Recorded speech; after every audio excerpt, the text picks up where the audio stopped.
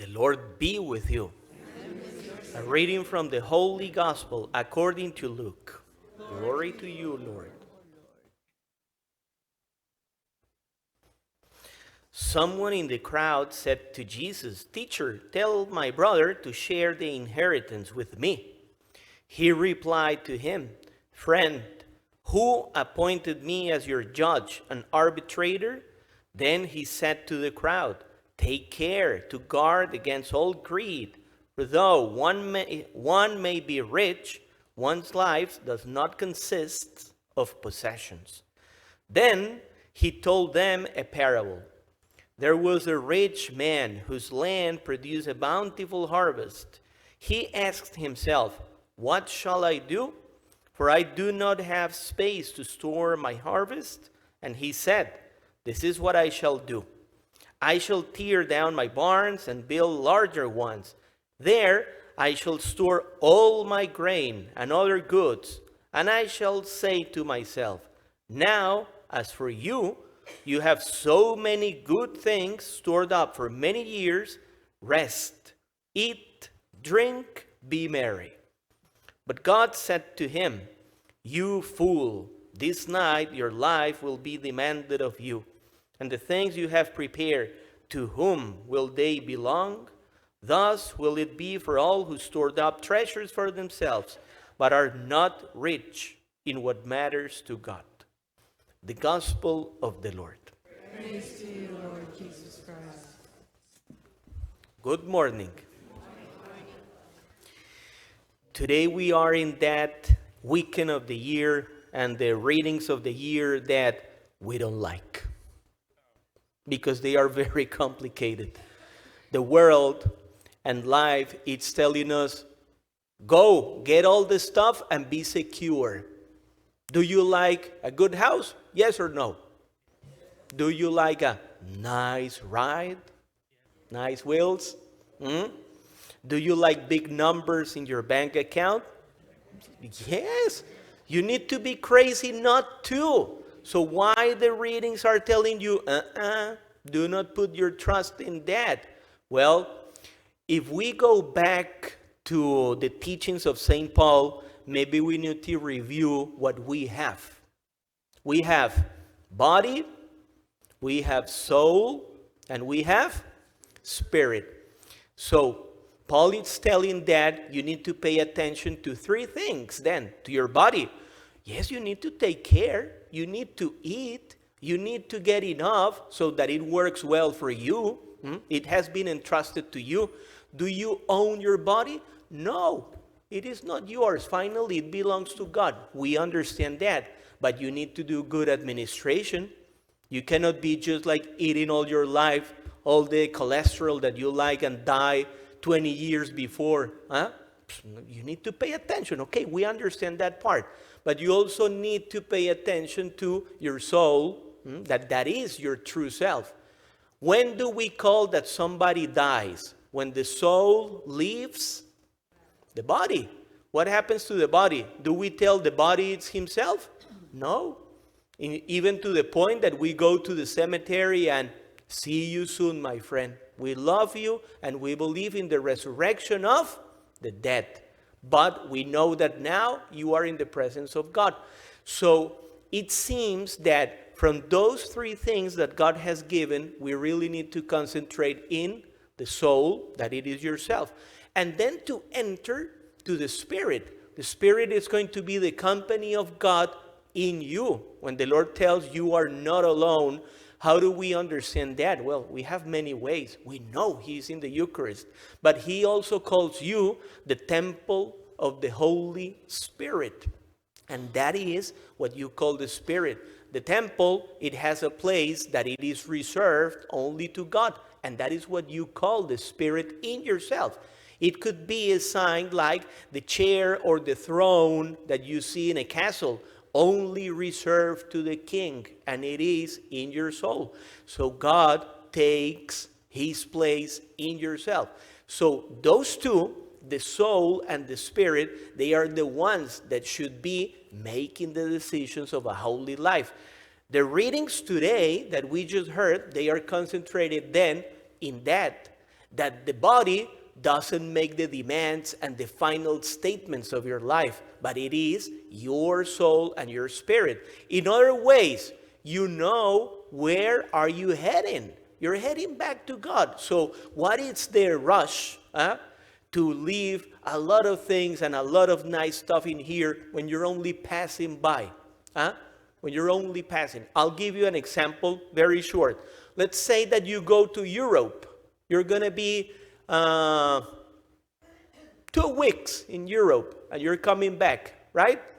Would you like then that you are heading to Europe to take the best of your jewelry, the best of your stuff, right? And leave it at the hotel?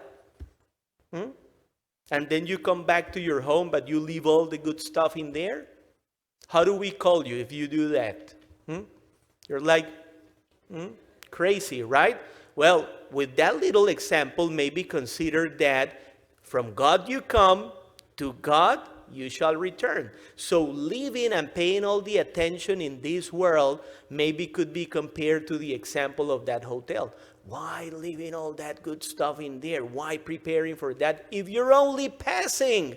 Only passing. That is what the readings are marking. So in the first reading, Kohelet will call that vanity. The vanity of check me out, see what I have, look at all the stuff that I have. Then the psalm will tell, Lord, you call all of us back to dust.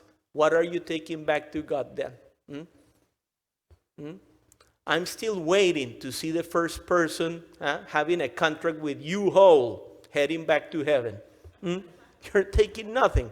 And also consider this, and it is maybe the hope that we need to handle.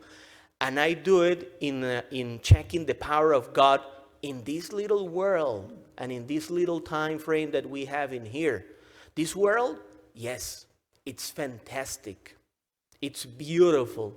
You just travel a little bit and you will see lakes that are so fantastic. You will see mountains that they take your breath away.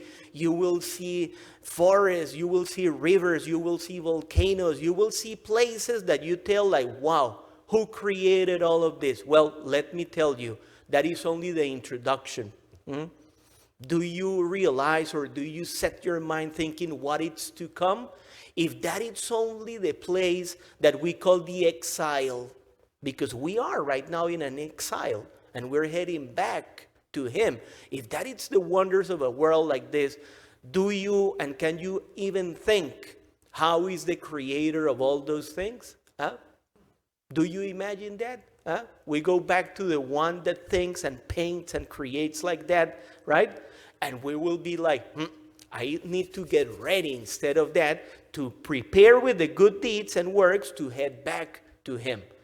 Let's bring more examples because in that way the readings, they become better. So can we say that the things and the goods that we get in this life, they are good or bad then? What can we say? They come from God. They are intended to be good. But they, by themselves, they take a position. Let's bring an example. A knife. It's good or bad? What do you think? A car. It's good or bad? Who's saying good? Who's saying bad? Well, I will say to you, none of that. It depends on the use that you will give. And even after the use, it's not going to be defined by that. I could use the knife to cut a lot of oranges and give you a nice breakfast. That's my good deed. Or I can use it to take all your money. Give me all your money. I have a knife. So what is the definition of that poor knife? It is not the object then. It is not what you have. It is the intention that you have for those things. That is the definition. So entering to the gospel, we get a kid that goes to the Lord and says, tell my big brother to give me inheritance. You remember? What happens in that time? The firstborn gets all. That was the law in that time. Today, we need to make like 10 divisions, right? You have 10 kids, 1, 2, 3, 4, 5, 6, 7. And you, if you want, by the way, right? But in that time, it was get all. What happens with the kid? He's worried that I want my part. And the Lord says, you see, you are coming here with your greed so that God will help you in getting what you demand. Instead of that, why don't you pay attention to your soul and prepare for the good things that God is sending? Prepare for the things that God is sending. Then the Lord brings the example of the man that gets all the good things. He tells, there's a man that he has been working, he has been preparing all this stuff, and then he says, what am I going to do? I have so many things that even my barns, they cannot handle what I have. I know. I will tear all of that down. I will get better ones. And then the guy has 4 words for himself. Let's read them. It says, ta-da, rest, eat, drink, and be merry, right? Do you like those 4 words? Yes or no? Do you like to drink? Do you like to eat? Do you like to rest? Do you like to be merry? So why the Lord is telling him, you fool? If those 4 words, back again to what we are telling, they are good. He is putting all his trust in the possessions, not knowing where is he heading. So can we have a rest, eat, drink, and be merry, but in God? Yes, of course. So it is a position in life, knowing where are we heading. I will reveal then to you a secret, and we continue the Mass. Are you ready? There was a study like, let's say, 8 years ago, and they were seeking what is the profession where people are more happy. More happy. Guess who won? Guess. Huh? Huh? No, I need a precise answer. Who won? I'll tell you. First, the priest. And second, the firefighters. Yes. And they did a big research. And then we could ask, like, why? Well, in the first case, I don't have a wife. I don't have things. I don't have time to myself. I need to be serving all of you all the time. So why are we so happy? Because we see people getting better all the time, you see? We share what we have. We cannot put ourselves in the trust of what I have. The priest prepares to know I'm heading back to him. And in the meantime, I help others to go back to him. And I can tell you, I've been a priest for 13 years and in a religious community for 23, right? And I think I'm very happy by the way. Why? You see? Passing. And I'm not putting myself like an example. Don't do that after Mass. Oh, Father Ivan is so happy. Pay attention to him. Because then you're going to make me fail, right? If you put me like a column or an example. No. But there's a mystery in the life of the priests that they are really serving God in the best of conditions. And it is that passing. The second one, the firefighters. Why do you think they were the seconds to be happy? Exactly. They are first-handed, first sight to save lives. They enter the house, the poor cat, it's like, not gonna make it. I save the sweet animal. I see the lady that cannot walk. I get her out. I protect her life. He is seeing not himself, not his possessions. Even the firefighter is risking his life. Really, really, really. How could he be in the list of more happiest people? Because he's not paying too much attention to the things and himself. He's heading to the salvation of others. I leave you with 2 examples then.